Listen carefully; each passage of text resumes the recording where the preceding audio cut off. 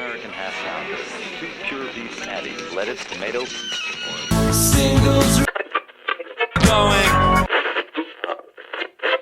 steady.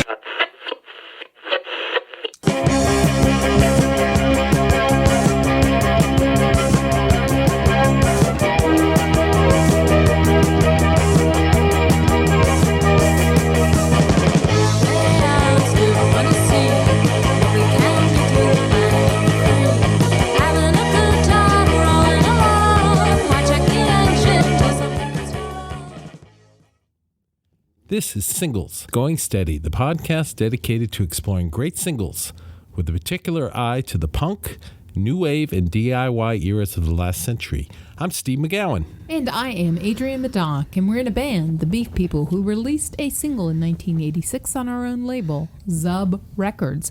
But we're also record collectors and passionate especially about the expression of pop music perfection that is the single recording.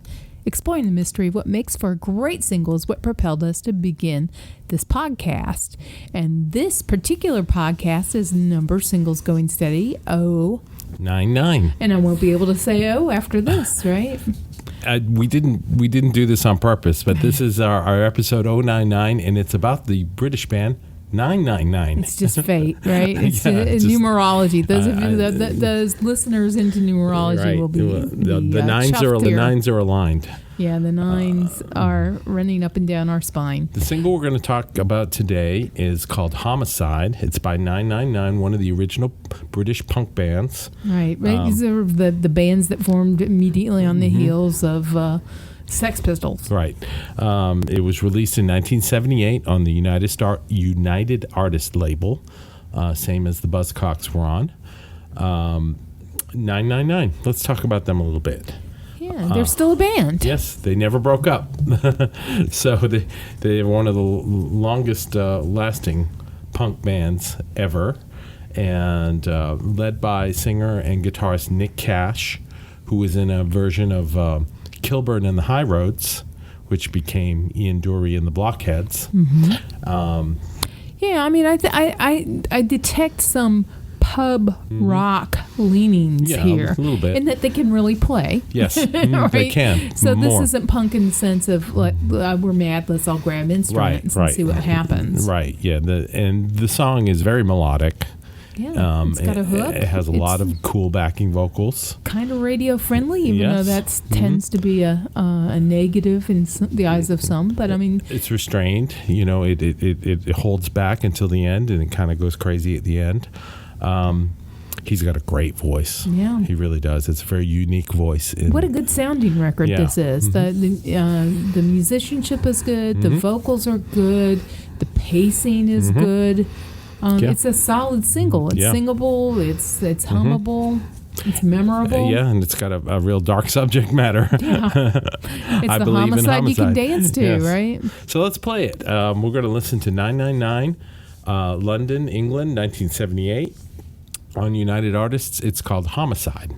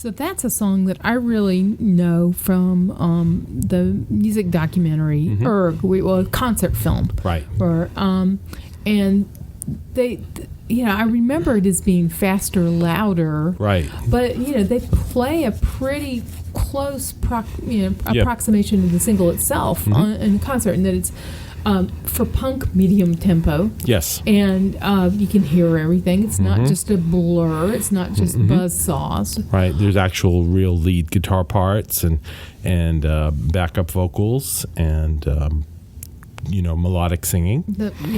I wouldn't call it pop punk, but it's melodic for sure. Yeah, I mean, this really shares its lineage with true sort of like hard rock. Yeah. Without being dumb, without like not falling in the pitfalls of like I'm a fire hose 70s baby. yeah. Yeah, it's not silly. It's got a menacing lyric. And that was an amazing film you were talking about. It's called Erg, A Music War. Right. Came out on IRS, the soundtrack record.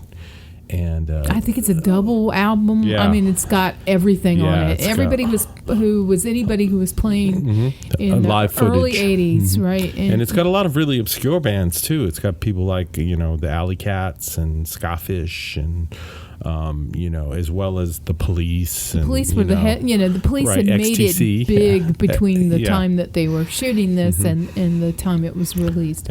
But Rare to us, Yes. XTC live Right. footage and to see Respectable 999 Street. though was really kind of a big deal. The single was engineered by Alan Winstanley, who would go on to be part of the duo of Clanger and Winstanley, who became very famous producers. Produced Madness and appeared discussed them in a couple of They podcasts. Might Be Giants, Flood. They did that, and so that's probably one of the reasons why it sounds so good. Yeah, it's a great sounding single. Yes, it's clear. It's crisp. It's you can hear every piece and part of it. It does, like I mentioned buzzsaws before, but it doesn't have that sort of sloppiness that you might associate with punk. Right. But what is it that makes this punk instead of just plain old rock record? Yeah, I think it's because the lyrical content is kind of over the edge. I believe in Homicide. That's the truth of it, and it's got a menace to it that's kind of like the Stranglers. You know? You kind of maybe don't want to meet these guys in this band in an alley. They might be trouble. Exactly, Right. exactly. It's punk in attitude, I think, Yes. too, not in sort of its DIY. Right. We just picked up we found our guitars in the alley, and our gig was 10 minutes later. Right. But they were contemporaries of people like the Stranglers, Buzzcocks, Only Ones, X-Ray Specs. So they were original, as you said. In the British movement of the time. And one of the things that changed my life when my cousin Ross came over when I was in my teens with a bunch of English punk singles. One of the ones he had was Nasty Nasty by 999, and I clearly remember that, just going, "Oh boy, this is cool," and it kind of got me into 999 a little bit. They put out an LP. Their first LP is called Separates in the UK, and they had that problem where the records in the UK weren't the same as the ones that came out in the US. In the US, there was an altered version of it called High Energy Plan, which is a pretty good record. But Separates is considered by many to be one of the best punk records ever released. And, you don't hear a lot about it in the US at all. So they're a band that kind of missed the boat, I think. They're a very British band. They never got the acclaim like The Clash or even The Damned or Buzzcocks. They've influenced a lot of people, though, for sure. Yeah, including in Greenville, South Carolina, right? Right. Let's before we get to that, one of the bands I know that influenced was the Neighborhoods, our friends in Boston, who used to always cover the 999 song "Let's Face It," and did a great version of that. And David Minahan's vocals sound a lot like Nick Cash. Right. I think he got a lot from there. A good singer, yes, but with a very unique voice. Who's got a full voice. Yes. Some of the later bands I played in did 999 songs. We did Boys in the Gang, and we did Feeling All Right with the Crew. Always fun to play. Great songs. But like Adrienne, you were saying, we had friends in a band called the Peach Puffins. Oh, where'd that get that great name? I think that was your idea. That might have been my idea. Adrienne, namer of bands Meddock. Yeah, so we had a South Carolina band, the Peach Puffins, right? Right, and our friend Joey, who we talk about a lot on the show, was the bass player and one of the singers. And they did a cover of 999's Homicide. Oh, let's hear a little bit of And that. so we're going to play that. This was recorded in Hodges, which is basically Greenwood, South Carolina, at Jackson Station. And our friend Glenn Ware is playing guitar with them. He wasn't a permanent member of the band. And it's Tim Wooten on guitar and vocals, and Joey Lindsay on bass, and Bob King on drums, and Joey Lindsay singing the song. So let's play some of that. That's all the way from London to South Carolina. Into the middle of nowhere of South Carolina. Exactly.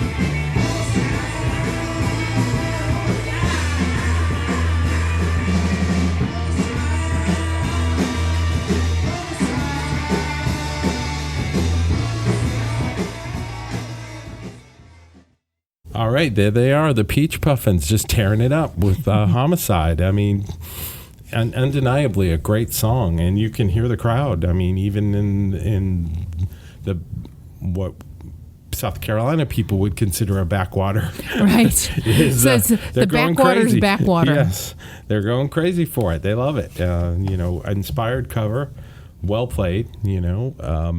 It was just great. With great times back then. That was around 1988, I think, and the Peach Puffins are a great band. I hope that Zub Records one day will be able to release some of their material. We will be working on that in the future. What else do we want to say about 999? Great single. I mean, Yeah. I think, when you talk about Let's Do 999, I was like, Yeah. oh, Homicide, right? Yeah, I right. mean, It's the first thing you think of. Right, Right. exactly. It just kind of a standout single from a band that really hasn't gotten as much due as they deserve. Yeah. Because And- they put out a lot of good material. And, this isn't our first 100 podcasts, and Yeah. I would think, we have, everything hasn't been punk Right. but if you had to collect the 100 greatest punk singles. Yeah. This would be in the top 10, I think. Yeah, this would definitely be at the top of the list. This is up And- there with Stiff Little Fingers and, Yeah. all those kind of things. The Yeah. Clash and the Pistols and the Damned. And It's sort of essential Ramones. listening and essential familiarity. It's a good Yes. single, and it's also, important to understand sort of the music of the time. Right. Okay. So I think we are in agreement on 999. Homicide. Wonderful. Check them out. Still at it. So do we have covers for this, or have we've already played a cover of it? So I think that one might be cleared today. Do you hear anybody else doing it?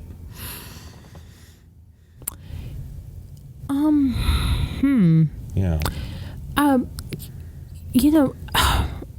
would like to hear maybe the Go-Go's. Ah, I was thinking, put a female spin on it. Yes. Yeah, and sort of in their original sort of punk root Your early- times. Yeah, but they've also got the chops to do it as well. Absolutely. So maybe Yeah. hear what the Go-Go's would do with Homicide. Yeah, that would be good. I have to agree with you there. And recommendations this week? Do we want to recommend the other show that we saw? I think so. Yeah. So I'll say it. Yes. And you can jump on it. Right. Which would be another show that's available on Netflix. Yes. And this really can't be explained. We've No. talked a little bit about our love for Detroiters. Yes. Fantastic show. Which is the two guys they must have sat next to each other in homeroom, right? Yeah. Because you've got Richardson and Robinson, I think. It's hard to remember the names. So this is Tim's project. So this is Tim Robinson, who was on SNL for a short time, but he's got such a unique comedic view. He's Yes. so twisted and strange and angry and hilarious Yes. all at the same time. And he's got a show called I Think You Should Leave Now. And it sort of has this loose premise that at the end of every skit that you can say that to one of the characters. Right. That's It's sort of- usually his character. but people don't. Yeah. It's not said, but Yeah. that's sort of Right. the loose sort of organizing This principle. show is completely bizarre. It's almost Monty Python-esque. Yeah. It's so out there. It's very Yeah. strange. It's very there are moments of surrealism and. It's not Larry David inspired, but that if you enjoyed sort of the awkward Yes. humor and the anger and the frustration Right. that you get in Larry David, maybe that would be Right. one indication that this might be for you. But it's Right. not that. It's Right. not that at all. But that might have similar Yes. mood. But it's not. The that shows at are very all. short. They're like 16 minutes long. I think there were 7 episodes, and I think you and I laughed almost through every one of them, like the whole time. They're just going, I can't believe what I'm watching. they are perfect little strange Yeah. things. So The skit where the hot dog car runs through the front door of the business, and then they're all going, "Who drove this car?" And don't say it! Don't say it! Don't say it! Don't say it! Don't spoil it! Oh, it's so amazing. But they're wonderful, Yeah. and So I think you should leave now Yeah, I think you should definitely watch. I think you should leave now. on Netflix. Yes. So we both recommend that. And that. So far, there's been one season. I think it's been renewed. Oh, really? That's amazing. That makes life worth living right there. But yeah, it's just a perfect, weird little thing, and different than Detroiters. Yeah. Oh, not anything like Detroiters. Detroiters is a different flavor of weird. It seems like some of the Lonely Island guys are involved with this. Yeah, one. I think they're involved in production. And you see some of the SNL people. alums and current stars in there as well. But it's just brilliant. It's so weird and so fun. All right, then. So this has been the Convergence of the Nines, Singles Going Steady 099 episode with the great single from the British punk band 999, which is the emergency number in England. Right, We didn't explain that. And, that's 911 in England. Of course, they sing about 999. They Nick Lowe in Switchboard season. Right. So, and their single Homicide, 999 and Homicide, one of the great punk singles. Definitely check it out. And anything else? I was just thinking there should be a super group formed of American punks called 911. And the only thing they perform is songs of 999. That would be, I'd be there. I'd get a ticket for that. A little translation for the American punters. Yes. All right, then. We will talk to you very soon. Yes. Bye now. Goodbye. To learn more about the artists and recordings we just talked about, visit our website at zubrecords.com and click on the Singles Going Steady icon. You'll also find links to the persons, places, and things we recommend, and much more. You can find episodes of Singles Going Steady on our website or wherever you get your favorite podcasts. Singles Going Steady is brought to you by the power and majesty of Zub Records. Zub Records. Smart sounds for sharp people.